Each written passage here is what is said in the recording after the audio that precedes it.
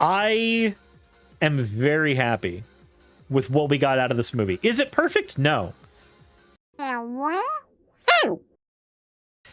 With that said, let's go ahead and talk about the Sonic movie. I mean, we gotta get into the fan art section first, but it goes without saying, this is gonna be a spoiler-heavy review of the Sonic movie. The title of the stream says spoilers. Cherry should be putting the title of the video with spoilers. Lizzie, thank you for resubscribing with Prime. There should be plenty of ways to find out that we're gonna be talking about spoilers. And if somebody gets upset in the chat that we're talking about spoilers, please bear in mind, the title of the video literally, or the title of the stream literally says movie spoilers. Quethon, thank you very much for redeeming your points for an owl. Owl. Before we get into that, though, let's go ahead and hop into the fan art discussion. Bop! So, the very first piece of fan art we have here is from Bones. It said, here you go, fresh off of the chat's requests. It isn't my best work, but here it is anyway. And honestly, it's I forget what the actual conversation was that led to this one, but we've got a stretching slime girl Cirrus in traditional Japanese garb. I don't remember what led to that happening, but it happened, and here it is. The next one we have is from Kitterdoodle. They said, all right, we're done. Have a springtime Cirrus and a flower crown. First time in a very long while I've actually drawn actual limbs, but I am fairly happy with myself. Kitterdoodle also happens to have their commissions live on Twitter as well. So if anybody wants to commission them for some plushy doodles, then they can do that. They also added an edit afterwards. They forgot to add the tail. So yeah, there wasn't a tail there at first. Completely forgot the Neko part of Nekosaurus. So the Hades alternate universe? No idea. The last one we have is from Lizzie Flowerite. It said, hi, I've drawn Cirrus fan art before, but I've never posted it because of anxiety. Promised myself I'd follow through this time. Took some time to get up the courage, but it's a throwback sketch to one of my favorite channel memes, even if it's a close to dead one now. Halfway through, I wondered if I should have done current Cirrus avatar instead of OG male Cirrus, so I sketched her too. So we've got the OG Ocean yelling at me. It's been over a year, Cirrus put down the bread, and then a Neko version of it as well. Same meme, different style. But no, we will not be putting down the bread. That's not a thing that's going to be happening. As always, everybody, thank you very much for your fan art submissions. If you want your fan art to be shown in a future episode, the best way to do so is to drop it into the fan art section of the Discord. With that said, spoilers ahead. We need to talk about the Sonic movie because honestly, as a fan of the Sonic franchise, I was walking into this movie with trepidation. But let's go ahead and get we'll summarize the movie and also talk about each individual point as we go.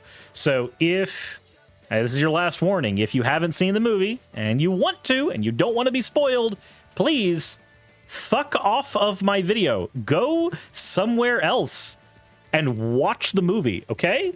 Okay, cool. The other thing, speaking of spoilers, I think it goes without saying, if you've seen this movie and you've seen the trailers for this movie, you've seen the same movie. There is not a whole lot in this movie that was not shown in the trailers, and I'm not a huge fan of that. I really think film studios should tease more with their trailers instead of showing the entirety of the film. Like, don't get me wrong. There is an argument to be made that in a few years it won't matter. The movie will exist, independently of any spoilers that are shown, and that's cool. And like, I get that I get that argument. Still though, come on. Like, so many of the big scenes in this movie were already shown in trailer form, and I'm not a huge fan of that.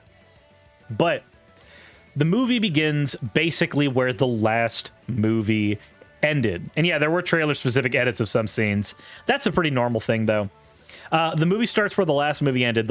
For those who watched the first Sonic movie, it ends with Robotnik, being called Robotnik, being thrown into the mushroom planet that Sonic originally wanted to hide in. And seeing as he had no rings for transportation, which Sonic had access to, he had no way of leaving.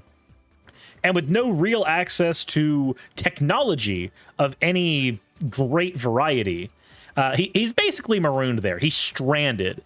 And the movie takes place, 260 some odd days after the last movie? So he's been there for a while.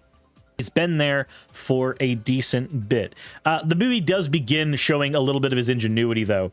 He tries to make himself coffee with a very intricate machine. And I do like the scene. I do. Because it does showcase that Eggman can make something out of almost nothing, and that's great.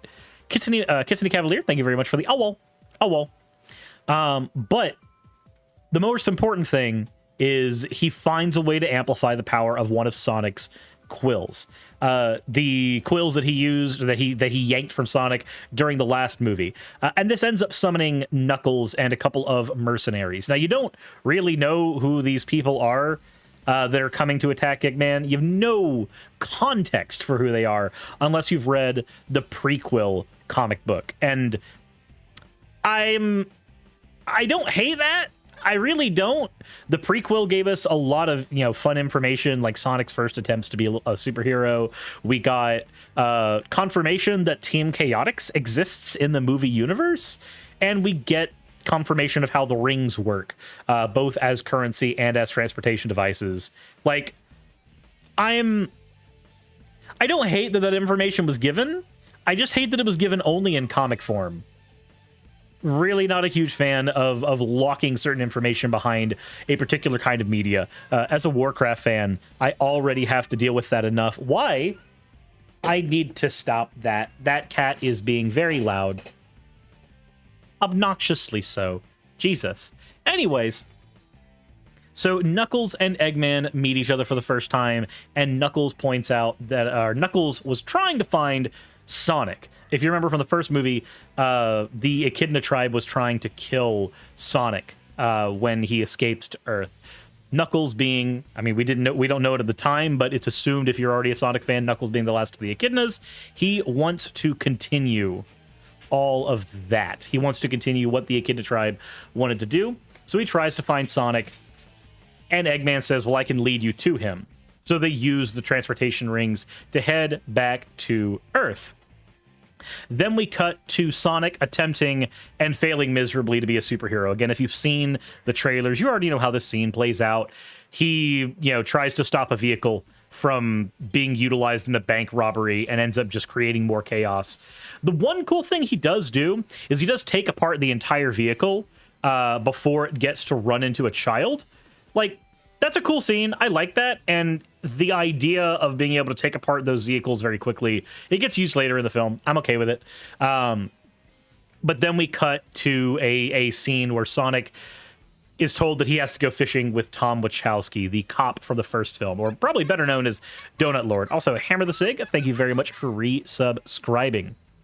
Sonic ends up having a dad and son discussion with Tom, and Tom tells him, hey, I know you're trying to do the superhero thing. Yeah, please quit. You're causing more damage than you're not solving any actual problems. You're causing more damage. You're being irresponsible. You're wanting to use your powers for good, and I get it. But maybe, just maybe, you need to go ahead and just wait until it's your time to use it. A moment's gonna come where you need to use those powers. Till then, let other people handle that shit. Let proper authorities handle that shit. The takeaway from that scene is just Sonic tells Tom that, hey, you're not my dad. You're not my dad. And again, this will come up later. I don't hate the scene. The only thing I hate about the scene is I already saw the scene before walking into the movie. It was in the trailers. Basically, the entirety of the scene was in the trailers. And just, yeah. The next major thing that happens is we find out that Rachel, one of the side characters from the first movie, is about to be married, and the Wachowskis are going to go on vacation in Hawaii. Cool. Sonic gives them transportation to Hawaii using one of the teleportation rings, and neat. Orange Man says, I found it weird the people said the movie would have more less people scenes. It almost feels like it has more than the first. No, so here's the thing. This movie has less people scenes, but the people scenes are longer. That's the big thing with this movie. The people scenes are longer, and that complaint will be brought up later when we get to the wedding scene. But the people scenes are very long. There's fewer of them. There's a lot more love for just the Sonic characters, but we get a scene where Sonic has his early 90s, the child is alone for the first time and has an explosion of freedom montage. And there's not really a whole lot that comes from this. Nothing really important happens in this scene with Sonic. However, we do see Tails come onto Sonic's world, tracking Sonic. And he says he hopes it's not too late. We don't get any context for that, but we do get the reveal of Tails, and I am so thankful that we actually have Colleen voicing Tails. For those who don't know, Colleen is the voice of Tails in the video games. She does an amazing job as Tails, and she deserves to be able to be Tails on the big screen. So I'm very happy that even though we have a star-studded cast elsewhere, we actually have one of the video game voiceover artists as Tails this time around. We kind of realize that Tails is a bit of a stalker. More context will be given to that later, but he's desperately trying to find Sonic at the same time that Robotnik and Knuckles are trying to find Sonic. Difference being, Robotnik and Knuckles, Robotnik knows where Sonic is. The first film, there was a lot of Tom Wachowski versus Robotnik scenes, so he knows. He knows exactly where he is. Sonic gets attacked in his own home, almost dies, and has to get saved by Tails, who apparently committed Grand Theft Auto. He yanked a car and saves Sonic and tries to brief him on who he is, why he's here. It's a quick information dump, and Sonic is quick to note that just like, no, I don't trust you. I have no idea what the hell is going on. But Sonic almost dies. He gets saved by Tails, and the scene continues with Knuckles trying to chase the car that Tails is driving. And this is where one of the first things that, it's not shown in the trailers, thankfully, but it is amazing to see as a Sonic fan. Knuckles keeps up with the car. And for those who are like, why is Knuckles that fast? If you've ever played any Sonic game at all, Knuckles' speed is comparable to Sonic's. He's nowhere near as fast, like at top speeds, as Sonic is, but he is fast. When you compare Knuckles to like most vehicles, he can keep up on his own. And I'm very glad that they kept that in here. If you've ever played Sonic Adventure, just watching that little boy jive, or if you've played Heroes, like, you don't lose a whole lot of speed when you switch to power formation. You lose enough of it to matter, but not enough where you're like, oh, well, I'm not playing a Sonic game anymore. That's kept here in the movie. I like that. That's an attention to detail that, while it could easily be just, oh, well, we want Knuckles to be able to keep up for the plot's sake, it is also game accurate, and that's helpful. But after Knuckles fails to beat Tails and Sonic, because of course he can't fly, he can only glide, which we don't see gliding in the movie that much, so that's I'm not a huge fan of that. But while Knuckles is not able to keep up with them, Robotnik grabs all of his units, the same units that he used in the first movie, the drone units, grabs them from space and calls them down to him and says, okay, cool, looks like I'm going to handle Sonic myself.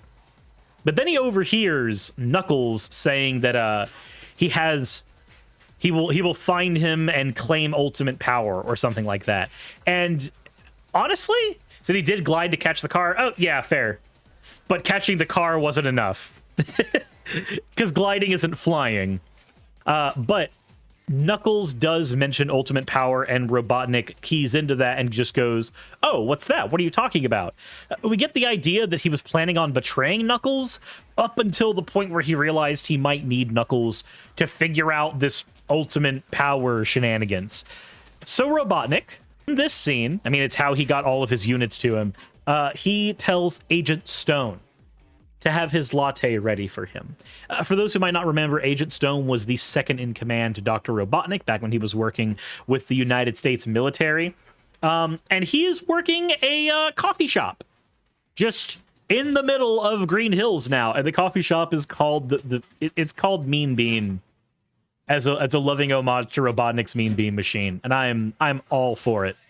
But Robotnik gets in contact with Stone, and we find that Agent Stone's coffee shop is actually retrofitted with an entire Eggman base. Honestly, at this point, most of the scenes have been stuff from the trailer except for Knuckles chasing Sonic. So I like it.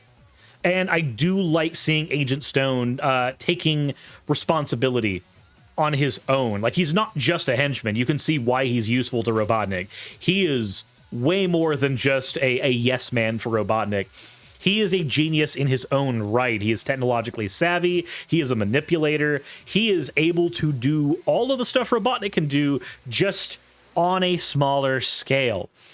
But after we get the scene that shows that Stone is going to be meeting up with Robotnik again, and we get some very high gay energy for Stone. Yes, axolotls with cream. Yes, we get it. Stone is definitely gay for Robotnik. There is no way around it.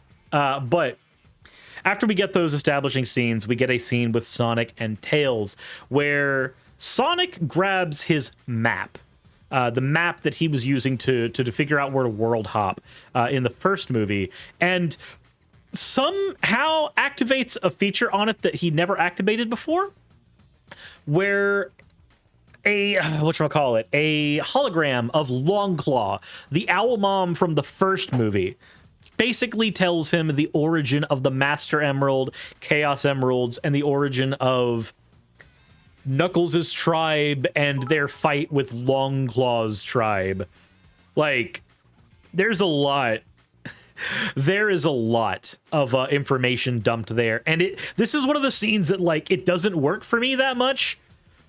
Not because I don't like Sonic seeing a Jor-El illusion and having like one last moment with his mom type of deal. I don't hate that.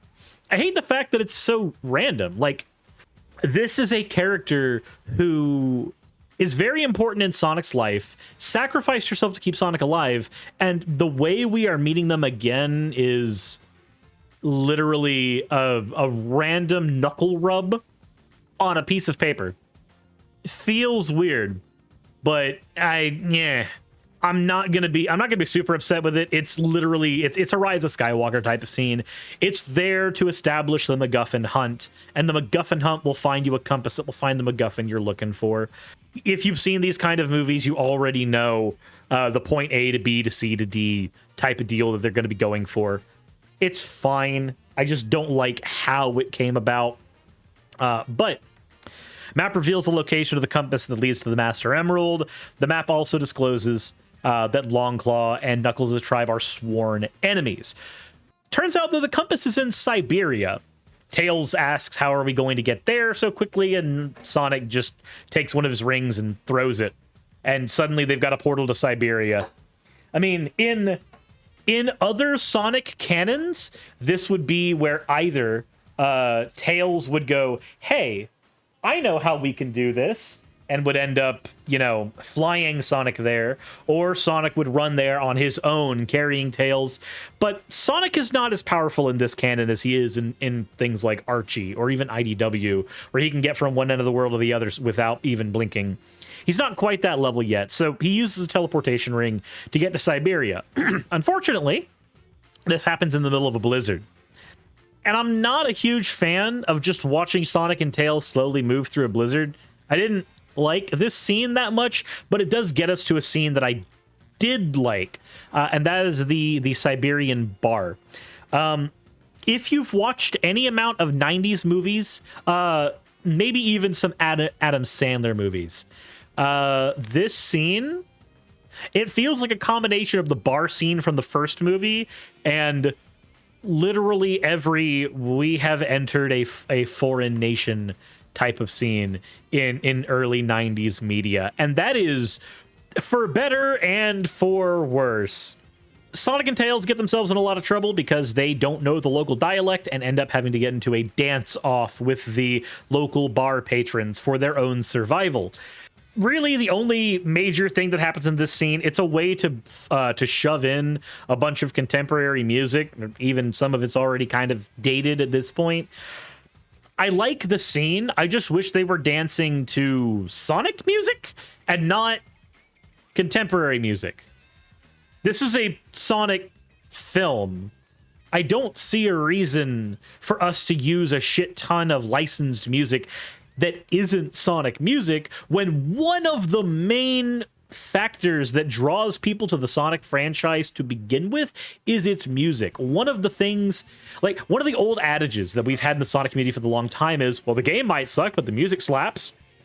Like, dear God, the music in Sonic is amazing, and we should have actually gotten some of that music here.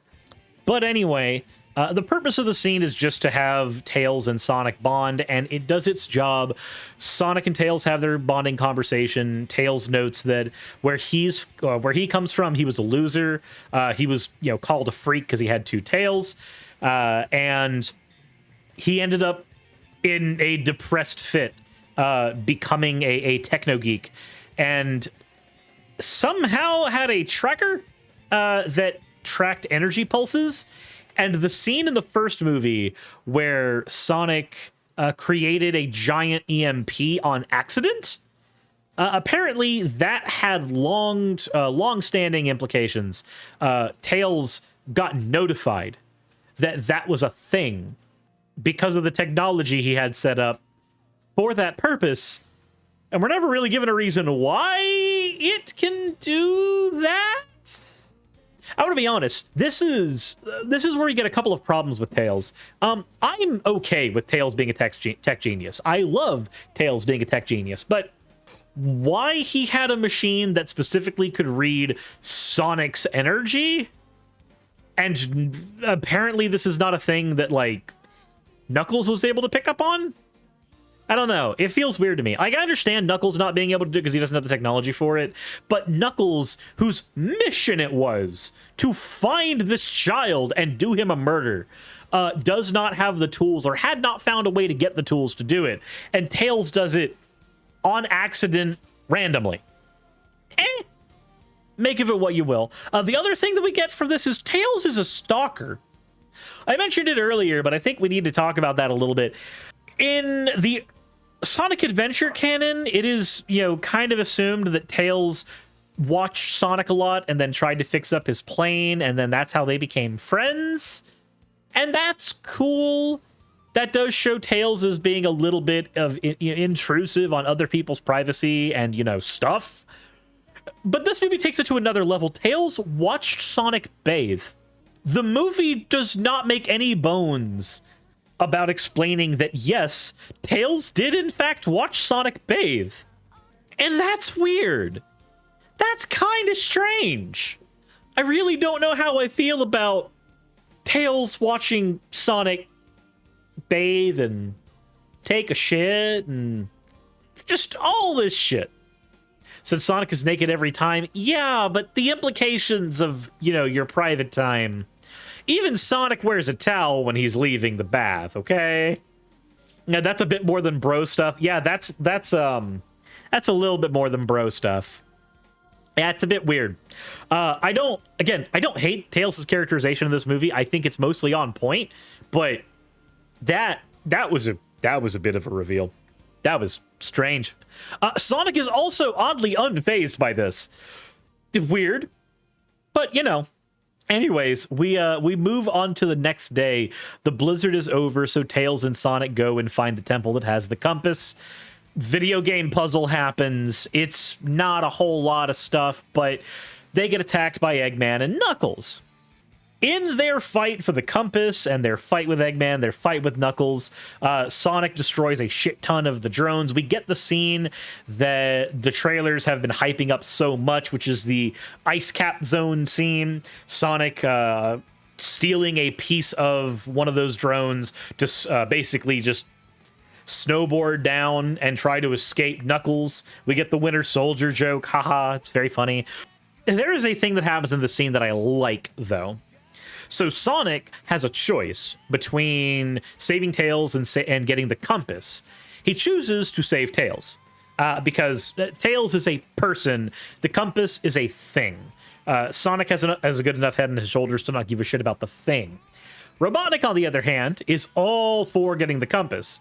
Knuckles jumps up onto Robotnik's Eggmobile and notes that Sonic deliberately went to save his friend instead of getting the thing that should have been his goal.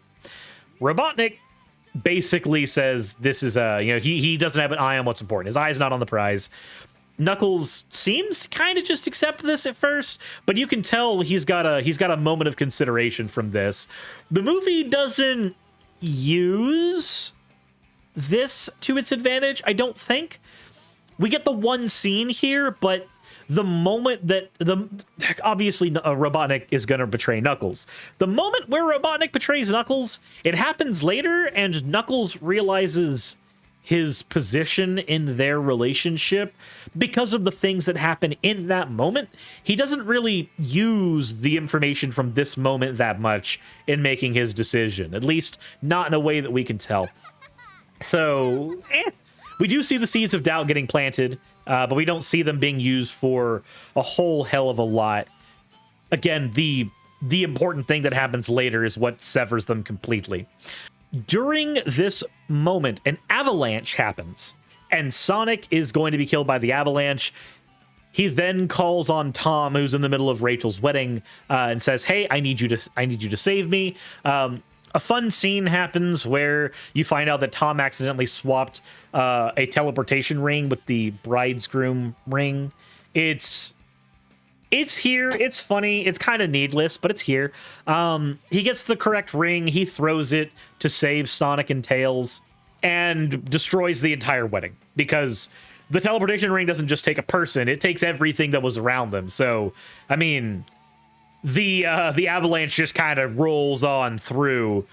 You can't really turn that off. It means using one of these things to escape a bullet would be really traumatic. Kind of like Dobby's death in Deathly Hallows. I wonder if they're going to use that. I wonder if they're going to use that for anything interesting or just keep it for jokes. I don't know. Anyway, yeah, Hawaii, but with snow. Sonic and Tails get to Hawaii, and Tails is knocked the fuck out from everything that's happened. But this is where we get the next reveal, and this is where the movie takes it takes a turn, and not a great one. We find out that every single person at the wedding is a gun agent. If you have played Sonic Adventure 2, or Shadow the Hedgehog, or Sonic 06, you know what gun is. You know exactly what they are. They are basically they're functionally the NATO of the Sonic universe, except they have a lot more weapons and they're a lot more violent. So we find out that every single person at this wedding is a gun agent. Every single one. Everyone. They literally play the scene where she's just like, wait, my bridesmaids? They're gun agents? Everyone's a gun agent? My groom, are you a gun agent? And he like reveals his badge. And they're like, oh, yeah. Yeah, everybody's a gun agent. Was the wedding in Texas? No, the wedding was in Hawaii. I like the reveal that everybody was a gun agent. I think it's funny as fuck. What I don't like is that after this, the general from the first movie, who gave them the Olive Garden tickets, the general from the first movie comes and tells everyone that, hey, gun was established because Sonic the Hedgehog was deemed a public threat, and they were constantly surveilling Sonic, and that's why they're here. And I don't like that because that has some implications. In the original canon, in the games, Gun is much older than Sonic. That's fine. They have to have a way to establish that, Gun is a thing in this universe. This is basically a real world that had normal real world things happening up until the point where Sonic released his EMP blast. Sure. Works for me. Olive Garden tickets is not a show service. Oh, well, yeah, not tickets. The Olive Garden gift cards. We do get more Olive Garden jokes, and I don't hate them. I don't hate them. However, Sonic, upon getting there, yells and warns everybody, Robotnik's back. Robotnik is going to try to take over the world. He's going to try to get, the ultimate power, all that other fun stuff. You have to stop him. The gun agents do what the gun agents did in Sonic Adventure. They capture everyone. Well, they capture Sonic and Tails. Everybody they deem important, basically. Capture Sonic and Tails, and they split into 2 units. One set of units runs back to Green Hills, and one set of units stays to guard Sonic and Tails. This is where Tom's wife, Maddie, decides that she's going to try to save Sonic using Tails' gadgets. And Rachel decides that she's going to help because she just found out that her entire wedding was a lie, and the last year of her life has also been a lie, and this is not fun. She doesn't like it. So this is where we get a scene that is half things I like and half things I hate. I love seeing Tails' gadgets being used by random people. Like, just seeing the absolute terrifying destruction that this dude keeps in his backpack. I love it. There's definitely a gun agent that should have been killed during this. Literally, an anti-gravity lift gets thrown under him, and he gets thrown into the air, and then he lands several minutes later. That dude should have a broken back and be dead, but apparently this is a very non-lethal weapon. Tails' other weapons are not so non-lethal, awkwardly. But eventually, Rachel and Maddie split up. And this is where I think the film takes a bit of a turn again. Focusing so much on the human people, it doesn't bother me. I actually like the Wachowskis. I don't mind Olive Garden gun agent. I don't hate him. But this is where we get the awkward turn. This is where we get the Bridezilla scene. This is where Rachel decides to attempt to murder her would-be groom with a golf cart. And a gun, but not a regular gun. A gun she took from Tails' backpack. She aims it at the gun agent and then decides better of it, aims it at a wedding cake, fires it, and realizes that this is very, very lethal. And then aims it back at the gun agent. And yeah, no, this is... basically overpowers him at that point. Then we get the cliche scene where the person she was supposed to be marrying actually is in love with her. Literally says, "What a woman," as she's destroying other gun agents. Like, it's very cliche. I don't hate it. I think I would have preferred it in another movie though, right? Like, I don't mind the Bridezilla scene in a vacuum, but I do mind it in a Sonic movie. And I'm a person that likes humans in Sonic stuff. Like, I like humans in Sonic Unleashed. I like humans in Sonic 06, in Adventure 2, in Adventure 1. I like them in Sonic X. I don't hate Chris Thorndike. I love the scenes with Sonic and Helen. I really do not mind humans in Sonic, but it comes down to how they're handled. And dear God, they are not handled well in this scene. There's another aspect of the humans in this movie that I really need to draw some attention to. They feel fake. Tom and Maddie Wachowski feel like real people. They feel grounded. They feel like people you would expect to exist in real life. Everyone else feels like they were ripped right out of a cartoon. And that's okay for Robotnik and Agent Stone. They can be the egotistical, mad villains. That's fine. That's not what the other humans are. The other humans feel like they're trying to live up to Jim Carrey's performance, and that's not great. Do you remember in The Mask when everybody tried to be Jim Carrey? No, you don't, because Jim Carrey stood out there. But in this movie, it feels like half the humans are trying to put on a performance to rival him, and it doesn't go well. It really doesn't go well at all. Said it's also not quite possible. No, it's not. You can't. Jim Carrey's a cartoon. In this film, he feels like he's channeling his Riddler from the Batman movies. And it's a more constrained version of it, but it's definitely that. I wish the humans were handled better in this movie, because the Wachowskis are handled well. And then there's, just about everybody else. Bridezilla scene finally ends. Sonic and Tails are rescued by Maddie. Tails is still knocked the fuck out. And Sonic decides, okay, well, I need to go stop Eggman and Knuckles. Where are they? Well, rewind a bit. Knuckles and Eggman found Labyrinth Zone. Apparently, the Master Emerald is held not in Angel Island, but in Labyrinth Zone. I don't hate it because the movie is definitely working as its own canon. And I don't hate being able to see an actual Sonic level realized on the big screen because it's very well realized. It's one of the few times I can say that I actually like Labyrinth Zone.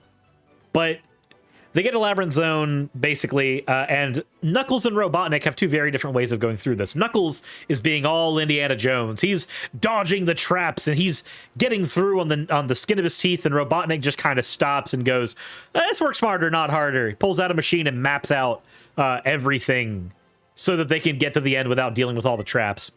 Now, of course, he's not doing this to save Knuckles' skin. He's doing this because he is trying to get to the end of the maze, and he needs Knuckles for that. After this point, fuck him. Sonic sees where they are because opening up Labyrinth Zone apparently opens up a giant end-of-the-world beam in the sky, as if you haven't seen 1,000 of those in other cinema before. And Sonic tries to run across the sea to get to them. It was established earlier in the movie that he can run on water, just, you know. He did it in a lake. This is the ocean. The ocean kicks his ass. Now, this is a movie. We can't have Sonic up and die. We don't have Mephiles here, so he does wash ashore conveniently, exactly where he needs to be. He washes ashore right at the entrance of Labyrinth Zone. Make of that what you will, but he does get to his destination at the very least. And then we get to see how Sonic handles Labyrinth Zone, and it literally looks... He literally looks exactly like he's running through a 3D version of the video game level. Like, imagine watching a speedrunner run through like a 3D Sonic level. That's what it looks like when he's running through Labyrinth Zone in the movie, which is good. I like when my video game movie feels like a fucking video game. And that's good. That is good. So Sonic makes it to the antechamber where the Master Emerald is around the same time that Knuckles does. And then, of course, they fight. This time, Sonic is not... He's ready for Knuckles. He knows what he's doing. Brute forcing with speed, aka the usual method. Approached by people playing through Labyrinth Zone. Yep. But Sonic ends up having his second showdown with Knuckles. This time, he kind of pulls him to a standstill. My one of my favorite things in there, and then the trailer showed it. We get a Sonic X reference here. The Sonic X reference where Knuckles is doing the 1,000 of punches at Sonic, and he's just deliberately avoiding them and laughing and cackling. Like, that's a Sonic X thing, and I'm glad that we got that here. The fight was really fucking fun. I especially liked the nod to the bounce bracelet. Sonic and Knuckles are both on a staircase, and Sonic just like pile drives Knuckles into the staircase and obliterates the staircase by bouncing on him several times at full force in his ball form. Which, yeah, no, fucking perfect. Fucking perfect.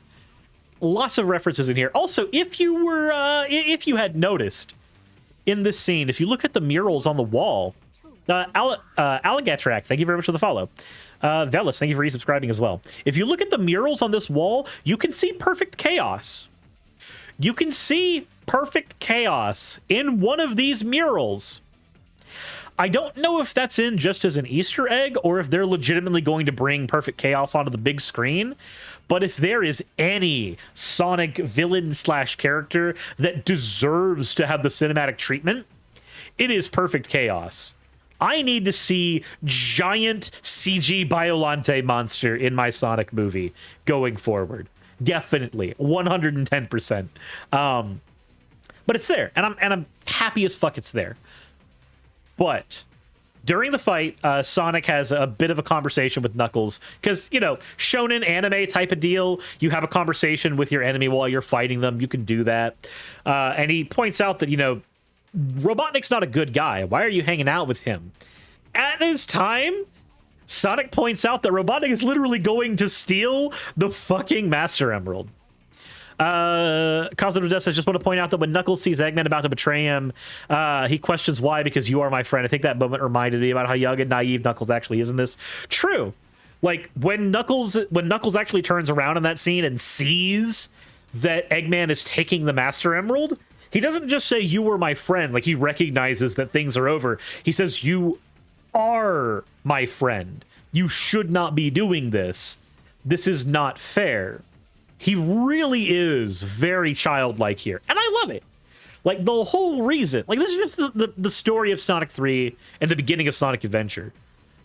Knuckles falling for Robotnik's tricks and having to realize that, oh wait, this dude does not have my best interests at heart. And I like it. So you do see that Eggman takes the Master Emerald, and when he does, something weird happens. We get something we haven't seen in the games yet. Eggman has a super form. I shit you not. Eggman has a super form. We did get to see a little bit of that in the trailers, but being able to see it in full force, like, it is... You know the scene when Jim Carrey is playing the Riddler in the Batman movie, and he's gaining, like, all the fucking knowledge in the world because of the machine that he made that Bruce Wayne wouldn't let him keep? You know that scene? It feels like that. It feels like that. Like, he just gains unlimited power. We get the Eggman super form. Eggman destroys Labyrinth Zone as he's leaving because taking the Master Emerald apparently fucks the whole thing. Sonic can't swim. Knuckles is pinned under a piece of debris and knocked out. Sonic makes the deliberate choice to save Knuckles' life. Knuckles then showcases that he actually can swim. Sonic can't. Knuckles swims up. Sonic is about to pass out, and we get... Chad already mentioned it, but we do get the scene that is an homage to Sonic in the pool in Sonic X. Sonic tries to get out. Sonic can't. He can't just run through the water. He can't swim. He has no ability to. His body's too dense. Knuckles saves his life and brings them both ashore. Around this time, Tails wakes up and says that he needs to help Sonic. Sonic has no idea what he's going up against. And off screen, he goes to get the tornado. How he gets the tornado, I don't know. How Tails comes up with this airplane, I don't remember. The movie doesn't show. I love the fan service of it being here. I also don't understand how it happened. But Tails goes to get the tornado. And Sonic and Knuckles have probably the best scene in the whole movie. The best scene in the whole movie at all is when they realize that their parents killed each other. Longclaw literally genocided the Echidnas and died for it. That's a thing that happened. But yeah. And if that sounds a bit yikes, they were literally trying to kill her.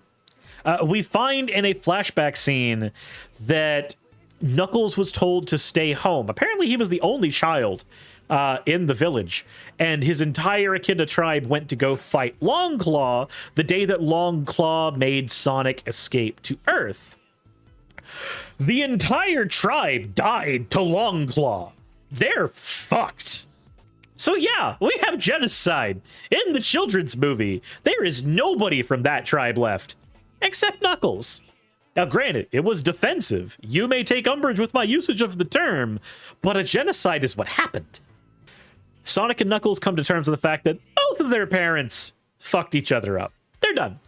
This sounds a bit different than the game version. Well, yeah, in the game version, it wasn't Longclaw that genocided the Echidnas. It was Perfect Chaos who genocided the Echidnas.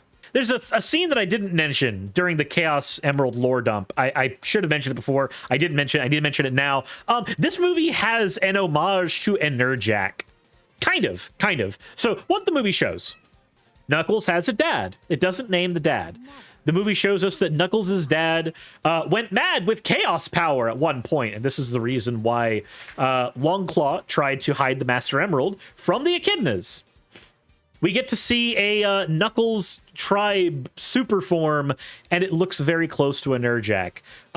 This has definitely made Ken Penders quite angry, but I've had some words to throw at him on Twitter. Yeah, we'll briefly tangent to Penders shit. So Ken Penders was one of the authors of the original Sonic comic, the one that was based off of Sad AM. And one of the ideas in that comic was the idea of Enerjack, a member of Knuckles' tribe that got a hold of enough chaos energy would go mad and become nigh unto a god. Here's the thing, though. Unlike a regular super form, this took control of their mind. So that's a thing that's in the comics. This is definitely 110% an homage to that. Ken Penders has gotten really fucking angry at that, though. Screaming that, like, he's gonna sue Paramount because, oh, this is his idea. He did this, and he owns all these characters, and I'm using the characters. Ken, you don't own a fucking idea. I'm sorry. People are allowed to get creative and have homages and references to your work without you getting fucking sue happy. You actual child. I swear to God, if he finds this video, he's gonna get mad. That's fine. I do not suggest people pile drive on Ken, but come on, dude. Come on. From what I saw, he hadn't even seen the movie yet. He just says, almost in a Trump-like fashion, many people are saying this, and then goes on a rant. So did they do it to mess with Penders? Oh, I wholeheartedly believe there was a marketing department and a group of fans in the development room. And when they were storyboarding this, the marketing department said, okay, so we're going to have this thing. We can sell a toy off that. We can do this. And then one of the fans says, we should have a Knuckles character have a super form. This is an homage to this thing from Ken Penders. And then or this is an homage to this thing from the comics. And then the marketing person goes, that's going to cause one person to get really angry. And that's going to cause news outlets to talk about our movie. Let's do it. I 100% believe that happened. So I think it was definitely an homage to that, and I believe also there was definitely a deliberateness to poke the bear there. With that tangent out of the way, the reason that matters is because, well, we're going to get a Fleetway reference later, but Sonic and Knuckles hash out their differences, and it's just a precious scene. It's just a precious scene where, like, Knuckles is moping, and then Sonic just chucks a fucking wad of sand at him, and he screams, "How dare you attack me in my time of sorrow?" And it's just like, he doesn't know what it's like for somebody to just fuck with him. He doesn't know what it's like for someone to just mess with him. He's never had friends like that. This scene is so wholesome. We get to actually, like, we see Sonic breaking down his barriers, and then Knuckles, like, yells at him one more time. He goes, "You saved my life to gain a tactical advantage for some reason that I have not figured out yet." Like, the idea that someone would just be a good person and save his life because he's a good person, like, that idea just, like, the idea that someone would save him out of the goodness of their heart, it just doesn't click to him. He's completely in warrior mode. Everything must be for the purpose of gaining a tactical advantage over an enemy. And I love that, because that's just Knuckles. That's just good portrayal of Knuckles. He's not stupid. He's just dense. He has a one-track mind, but he's not an idiot. We do get them patching things up, and Tails comes in with the tornado. Tails notes that it's going to be kind of weird having a person who was just trying to kill him on the plane with him, but he'll manage because Sonic trusts him, and Sonic's cool, right? Right? We do get a scene during this where they're flying to Green Hill, and just another precious Knuckles scene. I love seeing these characters interact. I do. Because Tails says, like, "Hey, you're not upset at me for hitting you with a car earlier, are you? Like, you're not upset that I literally ran a car into you while you were trying to kill Sonic at the Wachowski house, right? That's not a thing that you're gonna hold against me, right?" And Knuckles is just like, "Nah, that's water under the bridge. Besides, my revenge will come swiftly and when you least expect it. And you have no idea if he's joking. Because at this point, you have no idea if Knuckles has the capacity to joke. And I love it. I love the idea that you're just sitting there going, I don't know if Knuckles is gonna fucking off Tails randomly. I love it so much. So Knuckles dropping off the plane once they're through the ring is so funny. Wish he started gliding at the end. They could have even made a joke of like, wait, he can do that? Would have been cool. Would have been cool. But no, they do make it. They do make it to Green Hills, and they see that Eggman has been doing some stuff. This is where we got to rewind again, because Eggman made it to Green Hills well before them. He's in God mode. Apparently, Wade, a side character who's a cop who worked with Tom, has been running around Green Hills and stumbled across the Mean Bean place, because apparently it's where he gets his morning coffee all the time. He finds the Eggman base in it and tries to confront Agent Stone. He literally overpowers Agent Stone. I mean, mainly just because he had a gun. And yeah, Top's Cobb's friend Wade. Yeah, it's Wade. So he's sitting there interrogating Agent Stone, and this has been a scene going on for a while. And then Eggman appears in God mode, teleporting around, and takes Agent Stone from his handcuffs and then tells Wade to get handcuffed. And then gun agents, the ones that left Hawaii, make their way. Wow, the Eggman theme started playing as this is happening. That's good.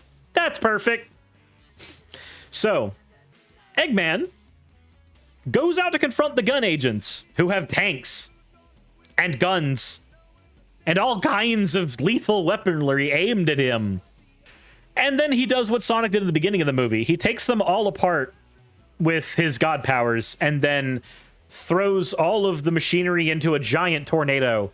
And that's when Sonic and Tails and Knuckles get there. They have their, like, what the hell is that? I don't understand moment. And then the giant Eggman Robo appears. Apparently, all of the gun manufacturing pieces were used to create it. He goes to pilot the Robo and takes Agent Stone with him. Because we need more Agent Stone. I'm gonna be honest, I love Agent Stone. I do. I love seeing a very smart, very capable, but just very simping fanboy. Yeah, Gun brought him the free materials. They did. Egg Daddy told him to get the handcuffs on, basically. I absolutely love just Eggman creating the Robo and just dragging Agent Stone, because he ran out of the shop screaming, "Take me with you!" It's just a wonderful thing. But then Knuckles and Tails and Sonic all try to fight the Eggman robot on their own individually. And they don't do so well. This is where we get the Sonic Heroes-ish type of moment where they realize, hey, we can all do our own things to beat him, but we can work as a team. Sonic's literal conversation here is, I'm the groin. Basically saying he's the groin for Eggman. He's the weak point. He's Eggman's balls, everyone. So Sonic goes and distracts Eggman because he knows that he's the one that can piss him off the most. Tails flies Knuckles into the exterior of the Eggman robot so Knuckles can get into the robot. While Eggman is distracted, Knuckles straight up punches the fucking Master Emerald out of him. And while that may seem weird, we've seen this before. The beginning of Sonic 3 is literally Knuckles punching the Chaos Emeralds out of Supersonic. Like, we have seen Knuckles do this before, and this is a perfect way to call back to that. But this is where in most movies, this would be the end, basically. Like, okay, you've depowered the giant robot. It's time to arrest the Mad Doctor. Everybody's happy. And then Robotnik activates auxiliary power, because apparently when he assembled this robot, he put auxiliary power in because he's Eggman, and he thought of that, apparently. I should also note, in this movie, because you've noticed in the review I've bounced between calling him Robotnik and Eggman, that's because in the movie they do that too. They pull a Sonic Adventure They bounce between calling him Sonic and Eggman depending on the scene. And there's just no conversation about it. And you know what? It's good. I like that. It's going to slowly allow us to move into calling him Eggman, and it's cool. Like, they don't need to pick a lane. No, they no need to pick a lane. It's perfect. So, Eggman starts trying to kill Sonic. This is where Tom and Maddie Wachowski come in. They finally made it here with several of the gun agents. And they not hijack a car. They grab a car that a friend of theirs was driving to go and save Sonic. Sonic is on the ground, beaten and fucked up, and is trying to get to the Master Emerald. Why he's going for the Master Emerald, aside from, playing keep away with Eggman, I don't know. Sonic is exhausted as shit. Sonic is trying to get to the Master Emerald. Maddie and Tom are trying to get to Sonic. They grab Sonic, he's got the Emerald, and then Eggman blows up their car. And then gets about ready to crush them completely. And we get a really touching scene here. I love the scene that we get where Tom and Maddie and Sonic are all just like embracing each other because they're about to die. They're going to get fucked up. They're going to get crushed to death. And I know that there was a review of this movie that said that there were no emotional stakes here. No, come on. If you and your family were holding each other about to get crushed to death by something, there would be stakes there. That is a stake in and of itself. However, during this, the Master Emerald shatters into a bunch of pieces. It's been exhausted of its power. And inside it is the 7 Chaos Emeralds. Now, we know that the Master Emerald can be used to contain things. In Sonic Adventure, it was used to contain Perfect Chaos. The lore of this movie leads us to believe that the Chaos Emeralds were used to forge the Master Emerald, which is an interesting way of doing this, but it's fine.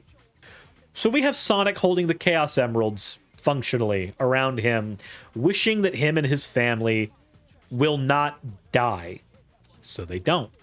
As Eggman is about to crush them to death, we get the reveal of Super Sonic. Now, I know there are people who do not like audience participation. I do know that when it comes to movies. On the other hand, I like it. I love the energy of a movie theater that is just freakishly happy to see shit happen. And when Super Sonic was revealed on the screen, the theater me and Raz were in erupted in applause and cheering. It was insane. After the reveal of Super Sonic, where my theater erupted into fucking applause. Super Sonic, of course, just tears the fucking robot apart. There is no conversation at all here. It's just Sonic just ripping the giant Eggman Robo, the Death Egg robot, however you want to word it, just ripping it apart. And we get a scene that looks exactly like the Super Sonic versus Eggman scene in Sonic Unleashed, the first one, where Eggman is just like begging for his life almost in that scene. And this one, he's like, hey, we can be friends. We can definitely be friends. We can do that. We haven't done enough to each other. We're fine. But yeah, it was very hype. And I do like the delivery of the line, "It's over, Eggman." I do prefer Eggman as a name, honestly. But like flipping between Eggman and Robotnik, it just works. So we do get that scene, and then we get, of all things, a Sonic 06 reference. As Eggman is begging, Sonic just lightly taps the chest of the robot with his foot so it will knock over. We get, Eggman screaming like, oh, it's going to be like that, is it? Which is, it's neat, I guess. The more important thing is that the movie was bold enough to have a fucking Sonic 06 reference here. Because the foot tap thing is from the beginning of 06. It's a weird offshoot reference, but I'm glad it's here. So, after this, the robot is destroyed.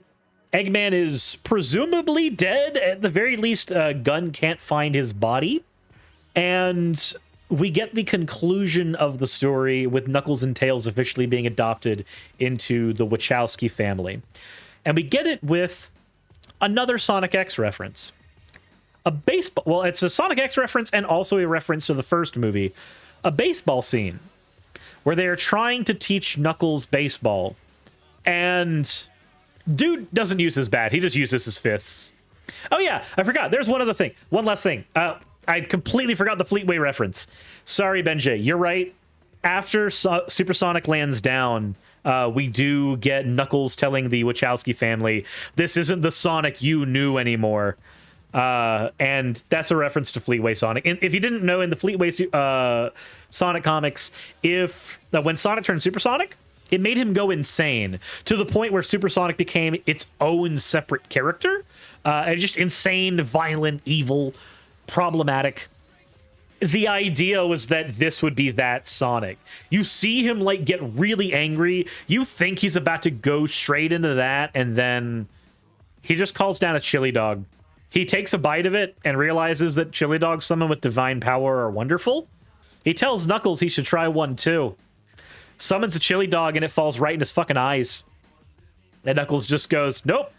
He is the same Sonic you knew. Unfortunately. Was there actually a teaching episode before the Heroes vs. Team Eggman? Didn't he use the bat in Sonic X and consistently hit home runs? So he used a bat in Sonic X. In this, he just doesn't use the bat. But yeah, Sonic gives up the emeralds at the end. At least that's the way it's portrayed. And then the emeralds scatter around like Dragon Balls. And then, of course, we get the adoption into the Wachowski family. And a lot of scenes in here that are references to early Sonic lore stuff. Some of them are kind of weird deep cuts, and I like that. Then we get the baseball scene, and we find before that scene, I keep on forgetting. I have to keep on backtracking because there's one more thing the movie shows. Knuckles can put the Master Emerald back together. Remember how it shattered so that the Chaos Emeralds could actually be utilized by Sonic? Knuckles puts the emerald back together with just by holding it, which is basically what we get in Sonic Adventure. And just like in Adventure, we get no explanation as to why he can do this. You just know he can. It's even like, if you've ever seen Sonic and Tails R, there's a reference to that as well, where Knuckles is just like, I don't know how I can do it. I just can. Just think I can do it. Red Joker says, well, he's the keeper/caretaker of it. Well, yeah, he's the keeper of it, but that doesn't firmly establish why he can assemble it from anything. And I'm okay with it not really being established that well here. They can talk about it in another episode later. It's fine. It's perfectly a-okay. What is... But. After that scene, we do get the baseball scene where we get to see them all having fun together. Knuckles being an absolute Chad with with a baseball. And then we find that they're trying to, treat him to different things in the Sonic universe, or the different things from this world.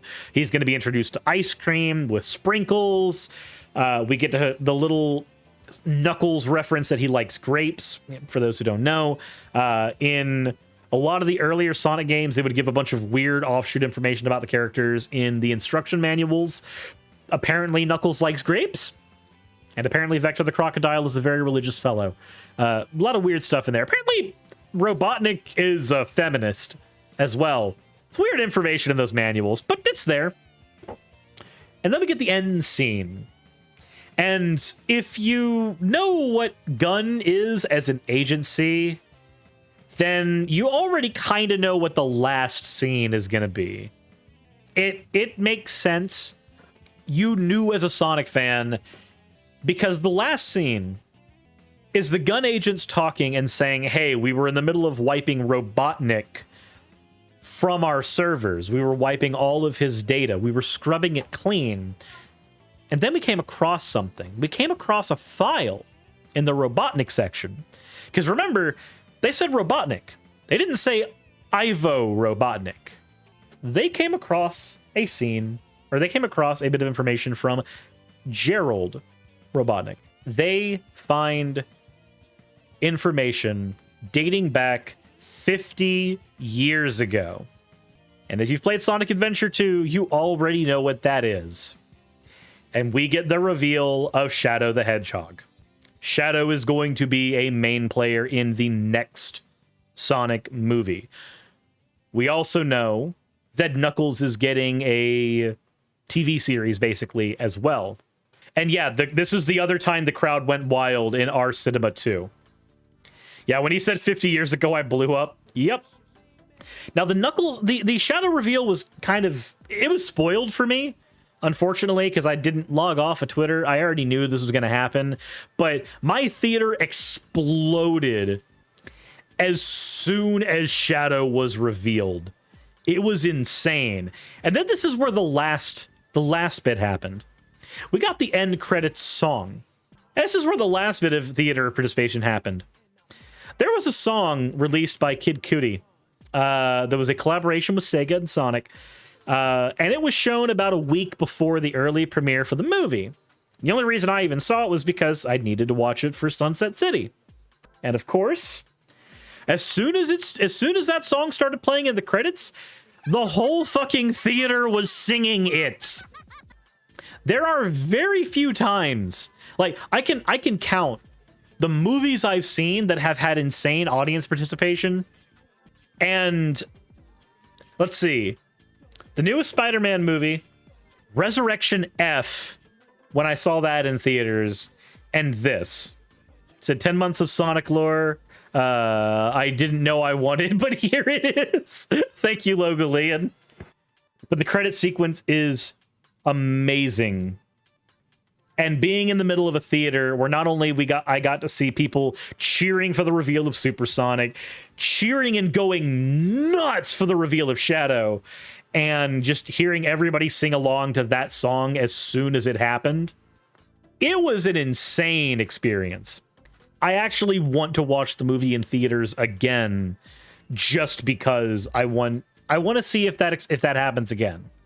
I want to see if the theater does that again. Because I went to an early premiere. Assumedly, these are mostly Sonic fans going to see the movie and not, your regular everyday moviegoers. Anybody who's met a Sonic fan knows there's a difference between them and the normal populace. I say this as a Sonic fan. Did you buy the figures from the movie? I have not. I don't have the money to with the house repairs we're doing right now. But I wouldn't give a number rating to this movie. I don't think number ratings have a whole lot of benefit here, but the amount of deep cuts to Sonic lore, the amount of references to other Sonic properties, and I mean, yeah, there's little shitty references like, oh, look, it's the Winter Soldier. Apparently the MCU exists in this universe, and Sonic watches a lot of movies. That was established in the first movie. So, I mean, little stuff like that, I'm not a huge fan of, but seeing the absolute love for the Sonic franchise here, seeing the love on display for this character and this world, it's intoxicating, almost. Now, I know that this movie had a lot of human scenes in it. It had fewer of them than the first movie, and that's honestly very, very good. This movie felt less like there were two people in the directing booth, a Sonic fan and a Alvin and the Chipmunks director fighting each other for dominance. It didn't seem like that. It seemed like there was a Sonic fan in the booth who was putting in the scenes the Alvin and the Chipmunks director desperately wanted, like throwing him a bone every now and again. I am very happy with what we got out of this movie. Is it perfect? No. I would like there to be fewer scenes with the humans going forward. The humans I don't care about, mind you. Like, if we see Rachel going forward, I want her as a side character, not as a character that gets her own big scene to herself. I want to see the Wachowskis going forward as, Sonic's family. I want to see more of that stuff. I don't want to see overacting cartoon humans pretending that they're in a Garfield movie. I want to see characters taking themselves at least seriously enough for me to be invested. That's what we got in stuff like Adventure 2, and I'm okay with that. It's a little goofy for a kids franchise, but guess what? Avatar is a kids franchise, and it can take itself seriously enough.